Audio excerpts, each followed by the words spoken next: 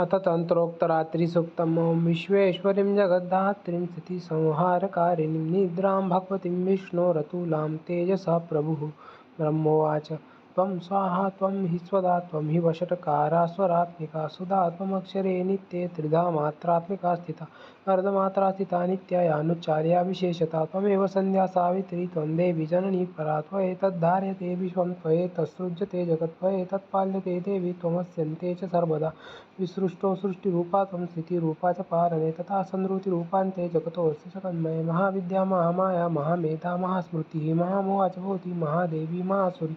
प्रकृतिस्त्वं च सर्वस्य गुणत्रयविभाविनी कालरात्रिर्महारात्रिर्मोहरात्रिश्च दारुणा त्वं श्रीस्त्वमीश्वरी त्वं ह्रीस्त्वं बुद्धिर्बोधलक्षणा लज्जापुष्टिस्तथा तुष्टिः त्वं शान्तिः शान्तिरेव च